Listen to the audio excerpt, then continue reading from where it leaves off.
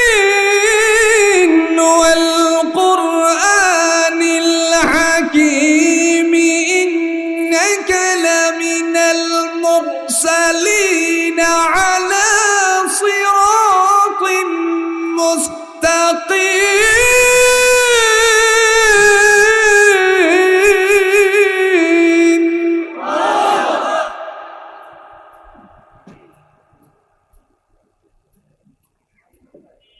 تنزيل العزيز الرحيم لتنذر قوما ما أنذر آباؤهم فهم غافلون.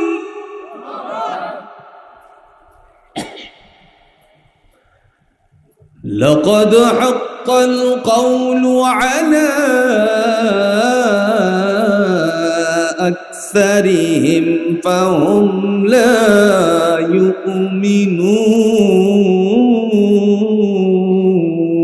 يؤمنون.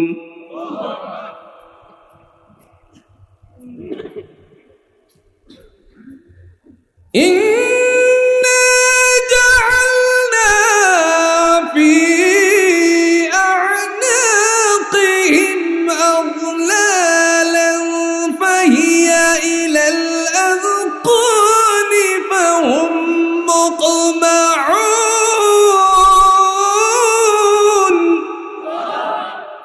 نزل عليك الكتاب بالحق مصدقا لما بين يديه وأنزل التوراة والإنجيل.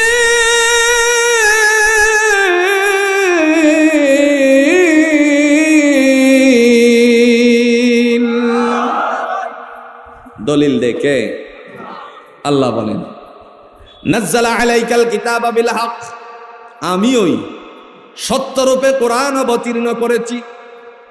বান্দা সত্য এবং মিথ্যাকে পার্থক্য করার জন্য কোরআন নাজিল করেছি। সাথে সাথে তিনি বললেন সত্যায়নকারী হিসেবে অবতীর্ণ করেছি তাওরাত এবং ইনজিলের। এখন প্রশ্ন হলো কি সত্যায়ন করবে আল্লাহ কোরআনের মধ্যে তাওরাত ইনজিলের? আমরা তাওরাত পড়ছি না, ইনজিলও পড়ি নাই, ওখানে কি লেখা ছিল একটা কথা বলি সহজ করে আপনারা বুঝতে পারবেন। পৃথিবীবাসীর জন্য একজন নারী ক্ষমতায়ন ছিল, একজন নারী বিশাল ক্ষমতার পাওয়ার ছিল। আল্লাহ তাকে রাজত্ব দিয়েছিলেন, রানী তার অবস্থান ছিল। জোরে কোন নাম কি? একটু জোরে কোন তা আপনারা জানেন তো আমার আনছুন করে। নাম ছিল রানী বিলকিস। রানী বিলকিসের ঘটনা আল্লাহ কোরআনের মধ্যে বর্ণনা করেছেন। তারই অবস্থানটুকু তাওরাতেও বর্ণনা ছিল, ইনজিলেও বর্ণনা ছিল। এই কথাকে বাস্তবায়ন করার জন্য আল্লাহ বলছেন বাইয়িনাতিম মিনাল হুদা ওয়াল ফুরকান, সত্য এবং মিথ্যাকে পার্থক্য করার জন্য আমি আল্লাহ কোরআন নাজিল করেছি আর তাওরাত ইনজিলের সত্যায়নকারী হিসাবে অবতীর্ণ করেছি। জোরে কোন সুবহানাল্লাহ।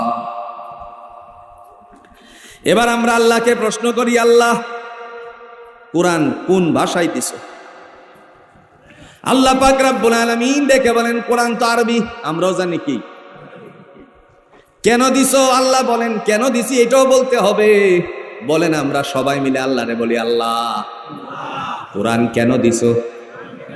কি কারণে তুমি আমাদের মাঝে কোরআন পাঠাইছো? আল্লাহ উত্তর দিয়ে বলে আমি আগেই কোরআনের মধ্যে এই কথা লিখে দিছি। দূরে কোন সুবহানাল্লাহ।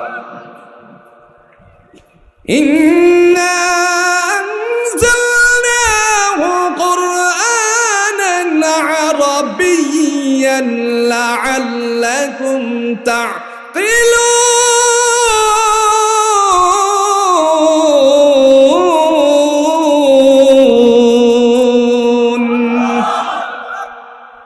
মহান আল্লাহ রাব্বুল আলামিন ডাক দিয়ে বলেন আমি কোরআনকে নিঃসন্দেহে আরবি ভাষায় অবতীর্ণ করেছি। কেন জানো? লাআল্লাকুম তা'কিলুন, যাতে করে তোমরা বুঝতে পারো।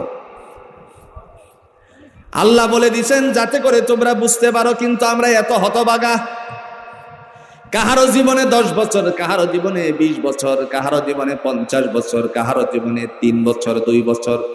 সময়ের ব্যবধানে আমরা নামাজ পড়তেছি, সালাত আদায় করতেছি, নিজেরা সুন্নত পড়েছি, বেতের পড়েছি, আবার ইমামের পিছনে আমরা জামাতের সাথে নামাজ পড়ছি। এমত অবস্থায় আজ পর্যন্ত আমরা সূরা ফাতিহার যে কি অর্থ প্রায় 99% মানুষেরা জানে না। ভুল কয়ে লাইছিনি? যদি সূরা ফাতিহার অর্থ জানতো, আল্লাহ তো কইছে লাআল্লাকুম তাআকিলুন, যাতে করে তোমরা বুঝতে পারো। ইমামের পিছনে পড়ছি আলহামদুলিল্লাহি রাব্বিল আলামিন, ইমামের পিছনে থেকে শুনছি। মুক্তাদি তিনি পড়ছেন সুন্নতে, বেতরে, নফলে, তাহাজ্জুদে পড়ছেনি, পড়ছে। কিন্তু এর অর্থ কি জিজ্ঞেস করলে বলবে হাই হাই, আছে না? কথা কন নাকি, আছে না? যদি বলা হয় আপনি কি পড়েছেন, ইয়্যাকা না'বুদু ওয়া ইয়্যাকা নাস্তাঈন, এর অর্থ কি? বলবে হাই সর্বনাশ। বলবে কি না? এই যে আমরা পড়েছি ইয়্যাকা না'বুদু ওয়া ইয়্যাকা নাস্তাঈন, আল্লাহ তোমারই ইবাদত করি এবং তোমারই কাছে সাহায্য চাই। এখন দুনিয়ার জমিনে যদি মানুষেরা আমল করত এই আয়াতটার উপরে, কমপক্ষে আল্লাহ তোমার কাছে সাহায্য চাই, তাহলে কোনোদিন খাসি, মুরগি, গরু, মহিষ নিয়ে মাজারে যেতে পারত নাকি? আসেনি? আসেনি? মাজার মনে নাই? জোরে মোমবাতি জ্বলেনি? জোরে কন্যা জ্বলেনি? আর গজলের টানে মারছে, পানির তলে মোহমের বাতি বান বাতাসে নিবে না, রে পানির তলে মোহমের বাতি বান বাতাসে নিবে না, ওরে খাজার কাছে গেলে পরে নামাজ রোজা লাগে না। আসেনি? কত বড় মিথ্যুক আপনি চিন্তা করেন তো। আপনারা সাক্ষী দেন, পানির তলে মোমের বাতি জ্বলে, জোড়া কন্যাকে জ্বলে। এখন বর্তমান সময়ের মোমের নামে ইলেকট্রিক যদি কোনো বাতি থাইকা থাকে, এটা পানির তলে জ্বলতে পারে, এটা হলো ইলেকট্রিকের ব্যাপার সেবা। কিন্তু অরিজিনাল যে মোমটা যদি আপনি পানির তলে নে জ্বালান, জ্বলবে। আগুনের শত্রুর নাম কি? জোরে কন্যাকে। এটা কি বললো? তো পানির তলে মোমের বাতি, আবার কয় বান বাতাসে নিবে না। হেই তো জ্বলে, ওইটা তো নিবো কেমনি? চিন্তা করছেন? এই যে অবস্থা তৈরি করলো, মহান আল্লাহ পাক রব্বুল আলামিন আমাদের কোরআন দিয়ে এই কথাটাই বলছেন, মুসাদ্দিকাল লিমা বাইনা ইয়াদাইহি ওয়া আনজালাত তাওরাত ওয়াল ইনজিল, সত্য এবং মিথ্যাকে পার্থক্য করার জন্য আমি কোরআন নাজিল করছি। যদি আমরা জানতাম ইয়্যাকা না'বুদু ওয়া ইয়্যাকা নাস্তাঈন দ্বারা আল্লাহ কি বুঝাই, আল্লাহ বলছেন ও জগৎবাসী, তুমি যে পড়ছো এর অর্থ এটা দিছি, আমি তোমার ইবাদত করি, তোমার কাছে সাহায্য প্রার্থনা করি। দুনিয়াবাসীদেরকে বুঝাতে গিয়ে বলছেন, দুনিয়াবাসী যতটুকু বুঝছে আর না বুঝছে, কিন্তু আমাদের দেশে একজন কবি ছিলেন, নাম ছিল দুখু মিয়া। নাম কি? কথা কন্যাকে নাম কি? আর একটা নাম কোন? কাজী নজরুল ইসলাম। মসজিদের ইমামের কাছে দিয়ে যাচ্ছিলেন, মাগরিবের সময় ছিল, যখন আল্লাহর বান্দার কানের মধ্যে এই আওয়াজ আসছে, ইয়্যাকা না'বুদু ওয়া ইয়্যাকা নাস্তাঈন। বান্দা আস্তে করে ঘরে গেলেন। কবি মানুষ তো, রাস্তার থেকে কুরায়া কুরায়া কুরায়া কবিতা লেখে। আপনারা বুঝেন নাই, কুরায়া কুরায়া যে বলছি, রাস্তায় একটা ঘটনা ঘটছে, এই ঘটনার থেকে কবিতা প্রবন্ধ রচনা হয়েছে কি হয়েছে না? এই যে কবিতা তিনি কান থেকে কানে দিয়ে শুনেছিলেন ইমামের কণ্ঠ থেকে, ইয়্যাকা না'বুদু ওয়া ইয়্যাকা নাস্তাঈন, এরপরে ঘরে গিয়ে লিখছে একটা গজল।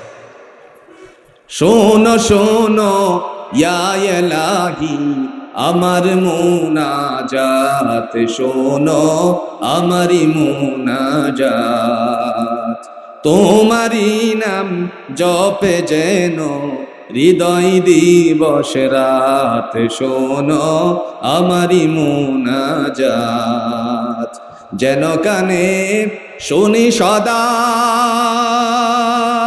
তোমারি কালাম হে খোদা, চোখে যেন দেখি শুধু, চোখে যেন দেখি শুধু কুরআনের আয়াত, শোনো আমারি মুনাজাত। কি দেখতে চাইছে? আর একটু আস্তে কই। কোরআনের আয়াত দেখতে চাইছে। আর সাত দুহানো বই খালি ডিসুম ডাসুম যে দেখছেন, কবি নজরুল কিন্তু এর দ্বারা এটা বোঝাই, ঠিক কিনা কন? দেখতে হবে কি কোরআনে নাই। প্রিয় ভাইরা আমার, যে কথা বলছিলাম, খাত্তাবের সন্তান উমর, মনে আছে না? ভুলে গেছেন? আল্লাহর বান্দা এবার ডাক দিয়ে বলে, হে বেলাল, উমর মুসলমান হয়েছে, সুতরাং আজকের থেকে আস্তে কোনো আওয়াজ হবে না, জোরসে মারো। যখন উঁচু জায়গায় দাঁড়িয়ে আল্লাহর বান্দা ডাক মারলেন, আসসালাত আসসালাত।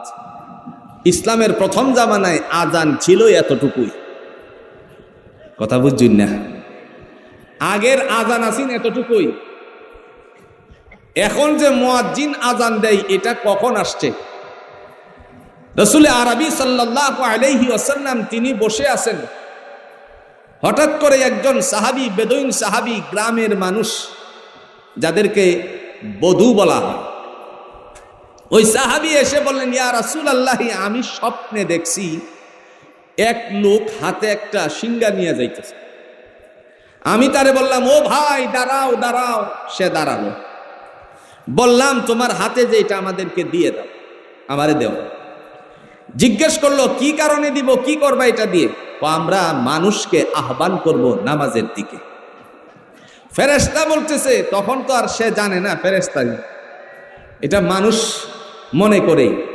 আমরাও তো স্বপ্ন দেখি, দেখি কি দেখি না? স্বপ্ন দেখতাছি, আহাই রে, ইউএস বাংলা দিয়া উড়ে উড়ে মনে করেন যাইতাছে মালয়েশিয়া। আরেকবার ঠাস করে পক্ষী আয়া ধাক্কা মারছে। কথা কন না কেন? পক্ষী কি মারছে? আপনারা মনে মনে চিন্তা করতেন, পক্ষী ধাক্কাতে বিমান ফলায় দেয়, আমার কাছে প্রমাণ আছে, এটার বাস্তব প্রমাণ আছে। পাখিদের ঝাঁকের কারণে, পাখি পড়ে যাওয়ার কারণে বিমানের দায়িত্বশীল ব্যক্তি পাইলট, ওই পাইলট নিয়ন্ত্রণ হারিয়ে তারপরে বিধ্বস্ত হয়েছে। কথা বলার বোঝানোর জন্য বলছি। এই অবস্থায় বিমানে যাচ্ছি, স্বপ্নে হঠাৎ করে বিমান ঝাঁকি খাইছে। ঝাঁকি খাওয়ার পরে ঠাস করে পড়ে গেছে। ঘুম ভাঙ্গে দেখি খাড়েতে ভরে গেছি গা। কথা কটাকে আছে না? অনেক স্বপ্ন এরকম আছে না? হাই রে, পিছন দিক থেকে সাপে দৌড়াইতাছে দৌড়াইতাছে, আর জীবন বেরিয়ে পড়তাছে। স্বপ্ন দেখেনি? কথা কন্যাকে দেখেনি? সাহাবী স্বপ্নে দেখলেন, বললেন নামাজের জন্য মানুষকে আহ্বান করব, এই সুঙ্গাটা, এই বোমাটা দিয়া দাও। আগে বোমা আসেননি, কথা কন্যাকে আসেননি। নবীজি যখন শুনলেন, শোনার পরে বললেন, এরপরে? ইয়া রাসূলুল্লাহ, আমাকে বলল এর চেয়ে কিছু সুন্দর কথা শিখাই। আমি বললাম, কি আবার? এরপরে ডেকে বলল, কালিমাতুল আযান, আযানের বাক্য সমূহ আমারে এসে শিখালো। নবী গো, আমার কথাগুলো আপনি এখন শুনেন। আওয়াজ কতই না সুন্দর কথা। ও বেলাল, আয়ু আয়ু। বেলাল রে ডাক দিয়ে বলছেন, বেলাল সামনে আসো। সামনে যাওয়ার পরে তিনি বললেন, এই কথাগুলো আজকের থেকে আযানের সাথে সংযুক্ত হবে। আরেকটু জোরে এখন সুবহানাল্লাহ। বড় বড় দাওরা হাদিস পর্যন্ত মাদ্রাসা বাংলাদেশে আসেনি, কামেল মাদ্রাসা আসেনি। মাদ্রাসাগুলোতে দেখা যায় একখানা হাদিসের কিতাব পড়ানো হয়, যেই কিতাবটার নাম হলো মিশকাতুল মাসাবিহ। ওই মিশকাতুল মাসাবিহের মধ্যে এই কালিমাতুল আযানের বর্ণনাটুকু মুহাম্মদুর রাসূলুল্লাহ সাল্লাল্লাহু আলাইহি সাল্লাম তে সাহাবীর বর্ণনাটুকু দিয়েছেন। সুবহানাল্লাহ। শিখাইলো। বেলাল রাদিয়াল্লাহু তাআলা আযানের ধ্বনি উচ্চারিত করার সাথে সাথে আরো 14 জন মতান্তরে 17 জন সাহাবী এসে নবীজির কাছে বলছেন, ইয়া রাসূলুল্লাহ, গত রাত্রে আমিও এই স্বপ্নই দেখছি। তাহলে এটা রায় হতে পারে কি পারে না? কথা কন্যাকে পারে কি পারে না? হযরতে ওমর খাত্তাবের সন্তান বললেন, বেলাল আজকে ওমর মুসলমান হয়েছে, আওয়াজ আসতে হবে না। মুহূর্তের মধ্যে হযরতে বেলালে হাবশী রাদিয়াল্লাহু তাআলা আনহু জুটছে যখন আওয়াজ দিলেন আসসালাত। এই সময়টা ছিল দুপুরের সময়। মক্কা মদিনায় মানুষেরা সেই সময়টার মধ্যে আরাম করত, বিশ্রাম করত। হঠাৎ করে তাদের কানে যখন এই খবর পৌঁছে গেল আসসালাতের, মুহূর্তের ভিতরে কেউ বর্শা নিয়ে হাতে, কাহারো হাতে তীর আর ধনুক, কেউ আবার তরবারি, কাহারো হাতে পাথর নিয়ে রওনা করেছে। এত বড় স্পর্ধা মুসলমানদের হয়ে গেল। ও মুসলমান ভাইরা, এই কাফেররা মুসলমানদের বন্ধু কোনোদিন হতে পারে না।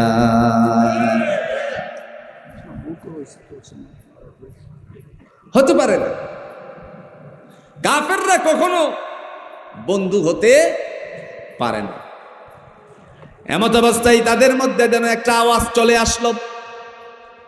আল্লাহ পাক রব্বুল আলামিনের বান্দা ওমর রাদিয়াল্লাহু তাআলা আনহু তিনি উঁচু জায়গায় একবার এই দিকে যায়, আরেকবার এই দিকে তরবারি হাতে। আস্তে কোন সুবহানাল্লাহ।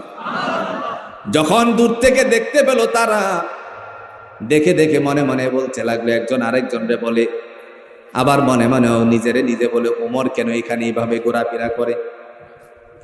আর ওমর রাদিয়াল্লাহু তাআলা আনহু গলা উঁচু করে বললেন, তোমাদের মধ্যে এমন যদি কেউ থাকো যে মায়ের কোলটা খালি করবে, তাহলে আমি ওমরের তরবারির সাথে যুদ্ধে লিপ্ত হতে পারো। এমন যদি তোমাদের মধ্য থেকে কেউ থাকো নিজের বিবিরে বিধবা বানাবে, তাহলে আমি উমরের সাথে তরবারির সাথে ঘষা দিতে পারো, দিয়ে দেখো। এমন যদি কেউ থাকো তোমাদের বাবারে বুমায়ের বুকটা খালি করবে, এই খালি করার চিন্তা যদি থাকে, তাহলে আমি উমরের সাথে যুদ্ধে লিপ্ত হতে পারো। কথা শুনে ঠান্ডা হয়ে গেল, আস্তে আস্তে পিছনে হটলো। আমার ভাইরা, এই ইতিহাস বলার কারণ হলো আল্লাহ বলেন হুদাল লিন্নাস, মানুষের কল্যাণের জন্য আমি কোরআন নাজিল করেছি। ক্ষমতা কার? আর একটু জোরে, ক্ষমতা কার? দলিল আছে এই যে, তাবারাকাল্লাযী বিয়াদিহিল মুলকু ওয়া হুয়া আলা কুল্লি শাইইন কাদির।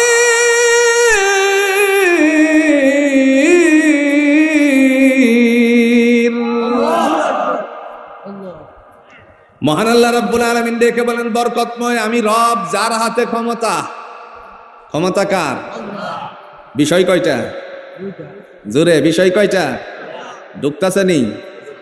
কাল লাগিয়ে বলবো মনে, আপনারা না কষ্ট হইতেছে মনে, 12টা বেজে গেছে উপরে। এখন আর কষ্ট দিতে চাই না, অল্পক্ষণের ভিতরে শেষ করে দেব। এই বিষয়টার উপরে বিস্তারিত আরেকদিন ইনশাআল্লাহ, যদি হায়াতে বাসি বলবো ইনশাআল্লাহ। আল্লাহ রাব্বুল আলামিন তিনি দেখে বলছেন, তাবারাকাল্লাযী বিয়াদিহিল মুলক, আমি হলাম বরকতময় রব, যার হাতে ক্ষমতা। ইন্নাল্লাহা আলা কুল্লি শাইইন কাদির, সমস্ত বস্তুর উপরে জোরে কোন ক্ষমতা কার? এই ক্ষমতাধর আল্লাহর কোরআনটা যদি আজকে সমাজে প্রতিষ্ঠিত থাকতো, পার্লামেন্টে প্রতিষ্ঠিত থাকতো, কথা, তাহলে চোর কোনোদিন চুরি করতে পারতো না। আপনার দোকানটার এত এত তালা লাগানো লাগতো না। কথা কোন না কেন? আপনার যে দোকান আছে সেই দোকানের নাম হলো জুয়েলারি, আসেনি? জুয়েলারি মানি, আরো জোরে, জুয়েলারি মানি। আপনার যে স্বর্ণের দোকান আছে, আছে কোনছে স্বর্ণের দোকানের এই নাকফুল কি 1-2টা পরানি? নাকফুল বুঝুন না? কথা কন না কেন? নাকফুল বুঝুন না? কিছু মহিলা আগের দিনের শাশিরা আসিল, নাকের এই দিক দিয়েও বিন্দাইতো, আর একটা এখান দিয়ে বিন্দায় ঝুলাইতো। এটা কি কইতো? নুলুক। নুলুক, এতগুলো নুলুক লাগতো। আর একটু জোরে এখন, এতগুলো নুলুক লাগতো। শাটারের নিচে নুলুক লাগাইছে, এরপরে গিরিল রে ছিদ্র করে পাতাইরে মারছে। নাই মনো? স্বর্ণের দোকানে দেখছুন নি? এই যে 4, 5, 7, 10 না, আমার কথা বিশ্বাস না হইলে আপনার এলাকার যে স্বর্ণের দোকানের ভর্তি আছে এহেন কিছু দেখতারন, এহেন যদি না পাইন তাইলে আপনারা কিশোরগঞ্জে গেলে বাস স্ট্যান্ডই আছে, ফাতাইরে গিরিল মাইরে দিছে, ছিদ্র করে নুলুক পরাইছে। নুলুকটার নাম আছে না একটা, কি কি তালা, বললো নুলুকটার নাম কি তালা। এই যে এতগুলো তালা মারলেন, বরকতময় রব যিনি কোরআন দিছেন, ওই কোরআনের শাসন ব্যবস্থাপনা যদি আজকে থাকতো, সুর বেটা চিন্তা করতো চুরি করতে যাব, তাহলে তো আমার হাতটা দিয়ে আসতে হবে। কথা কন না কেন? সুরে চিন্তা করতো হাতের চেয়ে চুরি বেশি দরকার নাই, আমার হাতটা ঠিক থাকুক।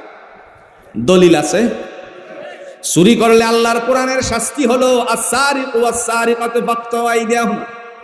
চোর এবং চুরিকারিনী, যে পুরুষ হোক নারী হোক, চুরি করলে পরে কোরআনের আইন হলো হাত কেটে দেওয়া। জোরে কোন, কি কেটে দেওয়া? আজকে যদি কোরআনের আইন বাংলার জমিনে বাস্তবায়িত হতো, তাহলে চোরের শাস্তি হিসাবে হাত কাটলে পরে, এই কটিয়াদির একজনের হাত কাটলে সারা কিশোরগঞ্জ জেলা ঠান্ডা হয়ে যেত।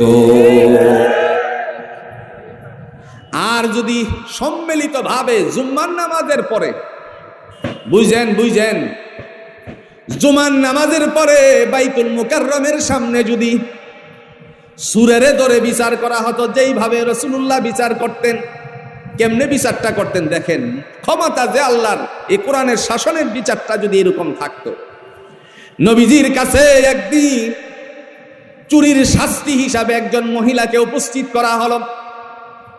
আল্লাহর বান্দি, কুরাইশ বংশের মহিলা, রাসূলুল্লাহ সাল্লাল্লাহু আলাইহি সাল্লাম বিচার করবেন জুমার নামাজের পরে। দেখা গেল হযরত ওমর আর আবু বকর রাদিয়াল্লাহু তাআলা দুইজনে মিলে তারপরে সলা পরামর্শ করলো কেমনে যায় রাসূলের কানে কানে পৌঁছাতে। মহিলা তো কুরাইশ বংশের, যদি তার হাত কাটে তাহলে নবীর বংশের ইজ্জত চলে যায়। কি যা, নবীর কুরাইশ বংশের ইজ্জত চলে যায়। এমত অবস্থায় আল্লাহ পাক রব্বুল আলামিনের বান্দা দুইজনে মিলে পরামর্শ করার পরে হযরতে আবু বকর রাদিয়াল্লাহু তাআলা আনহু তীক্ষ্ণ ব্রেইনের অধিকারী থাকার কারণে বলছেন, ওমর বন্ধু আমার, একটা কাজ করলে কেমন হয়? তিনি বললেন, কি কাজ? রাসূল তো একজন রে অনেক ভালোবাসেন, তার নাম হলো উসামা। কি নাম? আরো জোরে। উসামা বিন লাদেন না ভাই,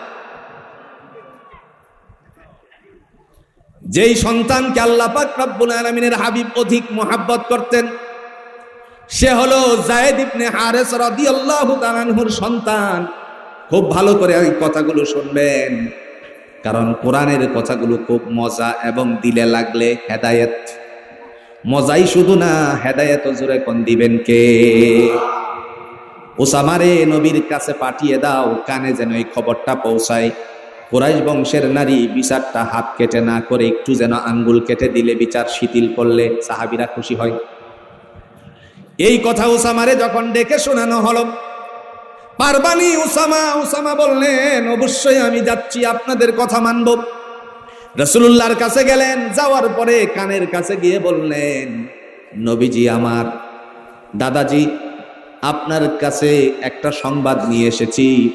যেই নারীর হাত কাটবেন সেই নারী হলো কুরাইশ বংশের, তার হাতটা কেটে ফেললে পরে কুরাইশ বংশের ইজ্জত যায়। আপনার সাহাবীরা খুশি হয় যদি একটু আঙ্গুল কেটে দিয়ে শিথিল করতেন, তাহলে খুশি হয়ে যেত। এই কথা বলা মাত্রই নবীজি বসা ছিলেন, বসার থেকে দাঁড়িয়ে গেলেন, চেহারা মুবারক লাল হয়ে গেল। এই সময় চিৎকার মেরে বললেন, কে আমার কাছে উসামারে পাঠাইছো? ওয়াল্লাহি বিল্লাহি তাল্লাহি, আল্লাহর শপথ করে বলি, যদি আমার কন্যা ফাতেমাও চুরির দায়ে আজকে বিচারের কাঠগড়ায় আসতো, তাহলে আমি আজকে নিজের হাতে তার হাত কেটে দিয়ে আল্লাহর কোরআনের আইন প্রতিষ্ঠিত করতাম। কোরআনের আইন যদি বাংলার জমিনে থাকতো, তাহলে এতগুলো নুলুক তালা লাগানো দোকানে লাগতো। গরুর খামার আসেনি, নাই কেমন নাই? খামার লাগবে না আপনার, 3টা গরু আছে, একটা ষাঁড় মোটামুটি 1.5 লাখ টাকার। রাতের বেলায় আপনি ঘুমাতে গেলেন, ঘুমানোর সময়ে হঠাৎ করে আপনার মাথায় ঢুকে গেল, ঘুম রে ঘুম, তুই আমারে ধরিস না, বিপদে পড়ে যাইব। কথা কন না কে রে? কি বিপদ? ঘুমেরে বলে তুই আমারে ধরিস না, বড় বিপদে পড়ে যাম। কষ্টের টাকার বিনিময়ে কষ্ট করে লালন পালন করেছি, 1.5 লক্ষ টাকার মাল হয়ে গেছে 60টা। ঘুমায় গেলে পরে তারে যেন সুরেরা নিয়ে যাবে, এরকম এলাকা নাই? কথা কন না কে নাই? এরপরে আপনি সুন্দর করে 3টা তালা দিলেন, তারপরেও ঘুম আসে না। 3 তালার কোনো প্রয়োজনীয়তা থাকতো না ষাঁড়ের জন্য, গবাদি পশুকে পাহারা দেওয়ার জন্য এত তালাও লাগতো না, ঘুমও আপনার ডিস্টার্ব হতো না। যদি আল্লাহর কোরআনের আইন জমিনে প্রতিষ্ঠিত থাকতো, তাহলে এই জমিনের মধ্যে জুড়ে বলুন তো রহমত নাজিল করতেন কে? দেখছেন তবে হইরে ওই বুঝছেন না, বুঝছেন না, কত দানের কত চাও, দেখছুন তবে হইরে ওই, একবার দেখে দিন, বালা না লাগলে শেষ। কথা বল না গেলে, বালা না লাগলে। আমার ভাইরা, আল্লাহর কোরআন এই কথা জিজ্ঞেস করে বলে, হে জগৎবাসী, তোমাদের জন্য আমি যে কিতাবটা দিলাম, আমি সেই রব, আমার হাতে হলো ক্ষমতা। ক্ষমতা জুড়ে বলুন তো কার? ওমর রাদিয়াল্লাহু তাআলা আনহু, তিনি এত সুন্দর ক্ষমতা, অর্ধ পৃথিবীর শাসক ছিলেন। কোরআনের আইন বাস্তবায়ন করতে গিয়ে নিজের জমিনের মধ্যে আপন জনরে জিনার ব্যভিচারের ব্যস্ততার, জিনার শাস্তি দিতে গিয়ে নিজের আপন জনরে পর্যন্ত বেত্রাঘাত করেছে। এই জন্য ক্ষমতা জুড়ে বলেন কার? আল্লাযী খালাকাল মাউতা ওয়াল হায়াতা লিয়াবলুয়াকুম আইয়ুকুম আহসানু আমালা। বান্দারে, জীবন এবং মরণ কেন দিছি তোমাদেরকে জানো? লিয়াবলুয়াকুম আইয়ুকুম আহসানু আমালা, আমলের দিক থেকে কে আমার কাছে উত্তীর্ণ, এটাকে জাস্টিফাই করার জন্য, পরীক্ষা করার জন্য হলে পাঠাইছি। হলটার নাম হলো দুনিয়া, আর খাতাটা হলো তোমার কাছে, আর লেখবা হইলো তুমি ভালো ভালো কথার জিনিস। সুবহানাল্লাহ বলছেন না? আমরা একটু জিকির করি, লা ইলাহা ইল্লাল্লাহ।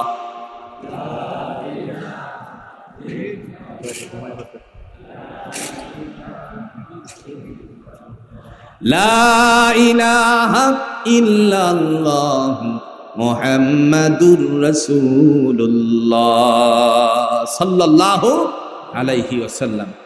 এরপরে আল্লাহ বলেন, ওই যে কইলাম না, একটু ধারণা দিয়ে গেলাম ক্ষমতা, এই সূরাতুল মুলকের বিষয়ে আগে আরেকদিন ইনশাআল্লাহ হায়াতে বাঁচলে এটার বিষয়ে বিস্তারিত আলোচনা করবেন ইনশাআল্লাহ। ক্ষমতা যে আল্লাহর তরফ থেকে কেমনে কেমনে হয়, শাস্তি আইন কিভাবে হয়, কোন জায়গার কোন আইন হয়।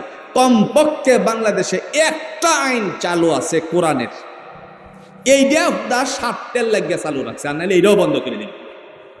স্বার্থটা কি জানুন?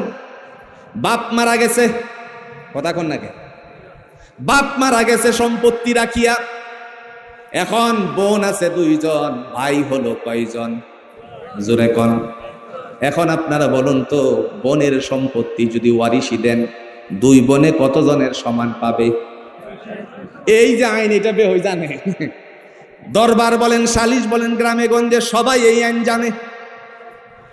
আর যদি আপনি জজ কোর্টে যান, হাইকোর্টে যান, সুপ্রিম কোর্টে যান, তারও এই আইন জানে।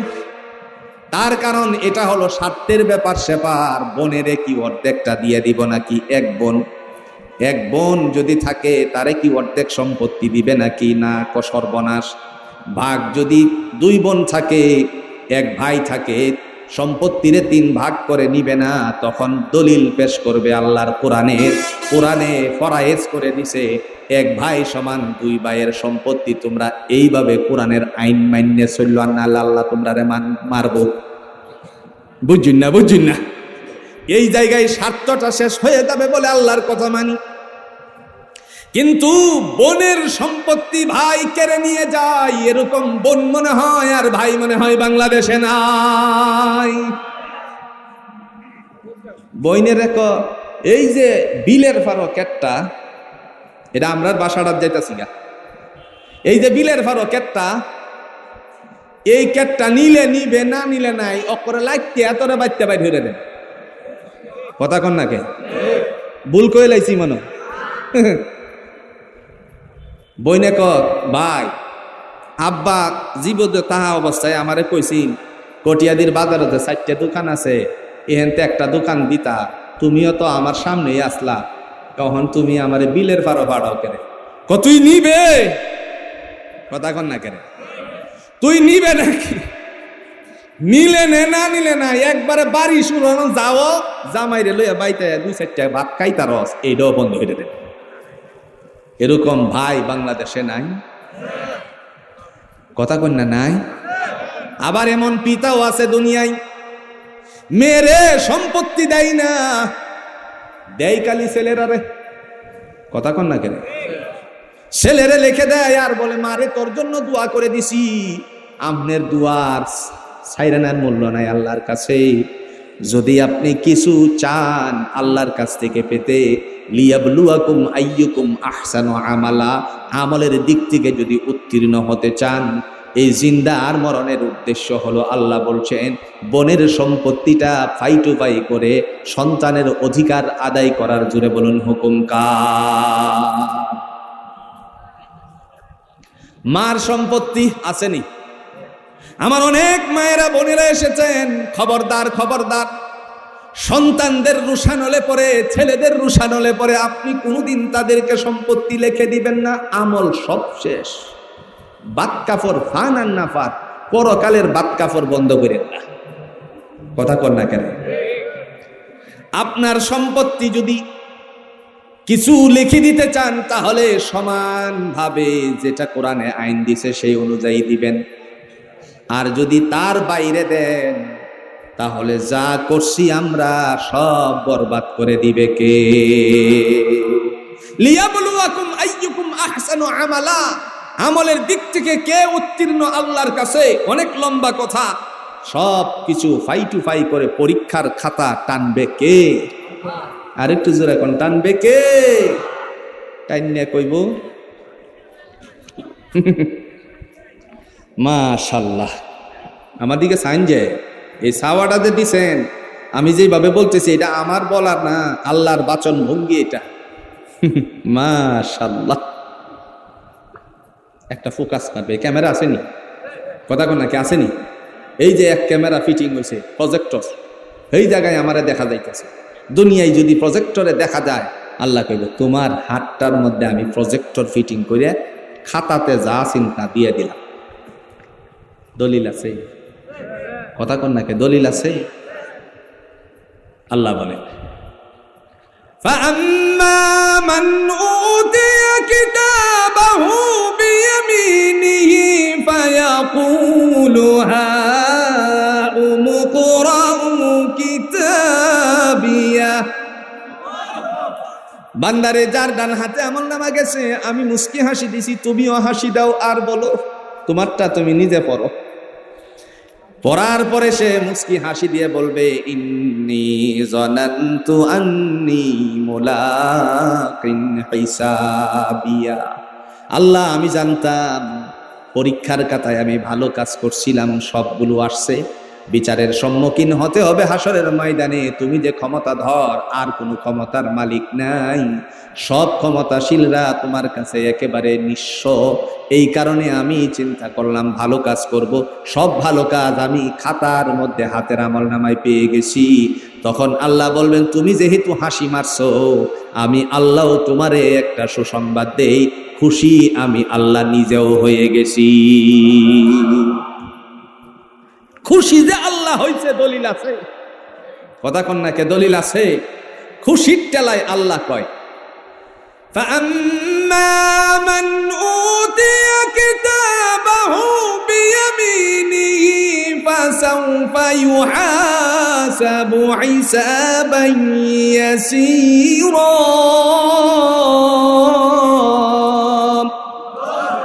যাদের ডান হাতে আমলনামা চলে গেল, তোমাদের হিসাব নিকাশ আমি আল্লাহ সব সহজ করে দিলাম, সোজা চলে যাও, তোমাদের ডান দিকের রাস্তা ধরে জান্নাতে চলে যাও। ক্ষমতার মালিক কে? নাকি কিছু গোপন করব? কথা কন না করে। সেদিন কেউ কাহারও কোনো উপকার করতে পারবে না। ওয়াত্তাকু ইয়াওমান লা তাজজি নাফসুন আন নাফসিন শাইআ, আল্লাহর কোরআনের দলিল। সেদিন কেউ কাউকে কোনো ধরনের উপকার করতে পারবে না, সবাই নাফসি নাফসি বলে। এখনকার সময় কিছু ফোন আলাপ ভাইরাল হয়েছে, যেই কথাগুলো আমরা শুনতে পারছি। ডাক দিয়ে বলছে ঢাকা ভার্সিটির একজন মেয়ে, দলটা আপনারা বাক করেন যে আমি এটা পারতাম না। ঢাকা ভার্সিটির এক মেয়ে আরেক বাইরে ফোন দিছে, বড় ভাই কি ভাই আপনার সব মোবাইল বন্ধ করে রাখছেন, আমার যে কি হালত, বাড়িতে থাকতে পারি না, বাড়িতে আসলাম গ্রামের বাড়িতে, এখানেও আমার ফাইরিয়া লাইব, দৌড়িয়া লাইব, সিরিয়া লাইব, এই সেই নানান কিছু, আপনি আমার লাগে কিছু করুন, আপনার মোবাইল কেন বন্ধ? তুমি কি জানো না সিচুয়েশনটা কি? কথা কন না কেন, সিচুয়েশনটা কি জানো না? এই যে অবস্থাটুকু হয়েছে, ছাত্রলীগের সভাপতি সাদ্দাম রে কয়, সাদ্দাম কয় আমি তো বাড়ি ছাড়া, আমার অবস্থাই তো গুরু সরা। কথা কন না কেন, আমি বাড়ি ছাড়া, আমারও তো অবস্থা, আমার অবস্থাই তো গুরু সরা, আমারে পাইলে তো কয়েক টুকরা করব। চিন্তা করছেন নি? এখন একজন আর একজনের থেকে পলাইতেছে। আগে আছেন একসাথে জুটি বাঁধা বন্ধু, এখন একজন আরেকজনের থেকে পলা। কথা কন না কেন? দুনিয়ার জমিনেই যদি এরকম হয়, তাহলে হাসরের ময়দানে কেমন হবে একটা বিবেচনা করে দেখুন। ওয়াত্তাকু ইয়াওমান লা তাজজি নাফসুন আন নাফসিন শাইআ, কোনো আত্মা কোনো আত্মার উপকার করতে পারবে না, কেউ কাউকে কোনো ধরনের সহযোগিতা করতে পারবে না। এখন নিজেরে বাঁচানোর জন্য একজন জারের তলে লুকাইয়া রয়েছে মানিক্যের মতন। তোমার কথা কই না গেলে হাই রে, শুধু মানি এতটুকু বলছিল সাইফুদ্দিন মোহাম্মদ মানি বিচারপতি, ভালো করে বলার বাচন ভঙ্গিটাই না করায় আপনার টকশুর মধ্যে ওই উপস্থাপিকার এমন ধরা ধরছে বেদব। আর যেদিন আমরা দেখছি কলা পাতার থেকে ধরছে। কথা কই না গেলে, দর্শিননি বিছনা ছিল কলা পাতা, আর কি সুন্দর পোশাক, গলার মধ্যে ছিল কি, আরো জোরে ওই যে গামছাটা, এটা আল্লাহ স্বয়ং নিজে তার গলার মধ্যে ফেসাইছে। এই মানিক মিয়া ডাক দিয়া বলছিল মরহুম আল্লামা দেলোয়ার হোসেন সাইদি সাহেব রহিমাহুল্লাহ সম্পর্কে, বিচারের ফাঁসির রায় দিয়েছিল সে, আর সে বলছিল যদি কার্যকর করতে পারতাম তাহলে আমি ধন্য হতাম। নাউজুবিল্লাহ বলেন। মৃত্যুবরণ করার পরে যারা মামলার বাদী ছিল, এরা নিজেরা গিয়ে বলছে আমি আজকে দূর দূরান্ত থেকে ছুটে এসেছি, সত্যিকার অর্থে তিনি আসল না, আমারে পরিস্থিতির শিকার করানো হয়েছিল, চাপ দিয়ে আমার এই কাজটা করছিল। জোরে কণ্ঠে কিনা? মাউতুল আলিমি কামাউতুল আম, একজন আলেমের মৃত্যু শুধুমাত্র আমরা শুনে এসেছিলাম, কিন্তু আল্লাহর বান্দা জমিন থেকে যেদিন বিদায় হয়ে গেলেন, মুহূর্তের মধ্যে জমিনটা আল্লাহ এমন একটা ধাক্কা লাগাইছে, জগতের মানুষেরা বুঝতে পারছে আলমের যেন মৌত হয়ে গেছে। কথা কন না কেন? প্রিয় ভাইয়েরা আমার, বলার উদ্দেশ্য হলো সেই দিন কি কোনো কাহারও কোনো উপকার করতে পারবে নাকি?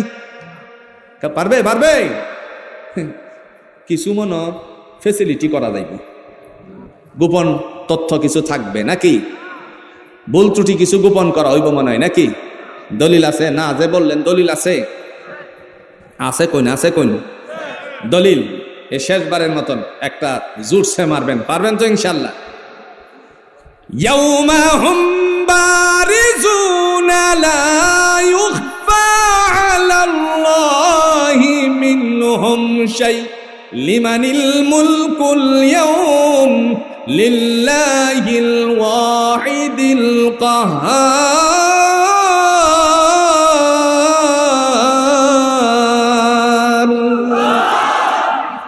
আল্লাহ বলেন ওই দিবসে কাহারও কোনো ত্রুটি বিচ্যুতি গোপন করা হবে না।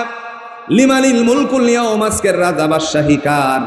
লিল্লাহিল ওয়াহিদিল কাহ্হার, একমাত্র পরাক্রমশালী। জোরে বলুন কে?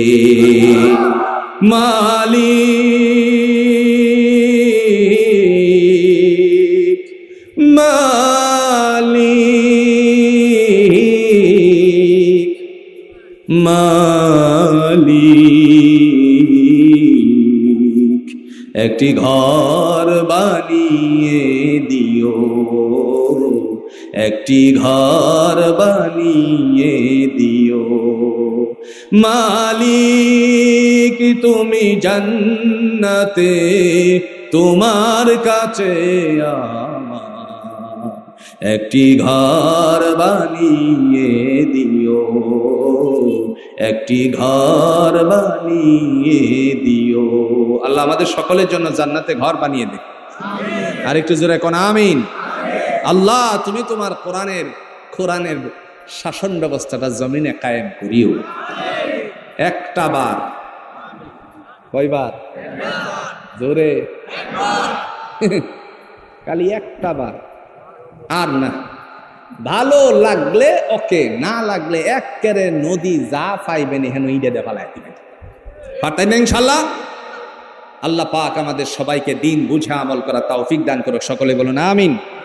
মহান আল্লাহর পক্ষ থেকে আজকের এই তাফসীরুল কোরআন মাহফিল ইয়াসিন ওয়াল কুরআনিল হাকীম ইন্নাকা লামিনাল মুরসালিন আলা সিরাতিন মুস্তাকিম।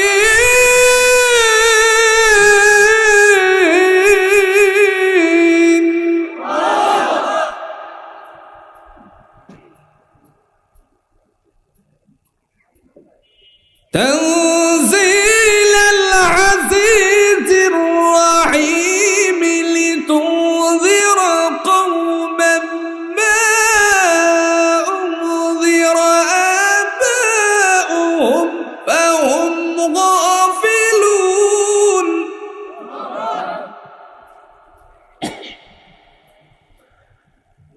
لقد حق القول على أكثرهم فهم لا يؤمنون.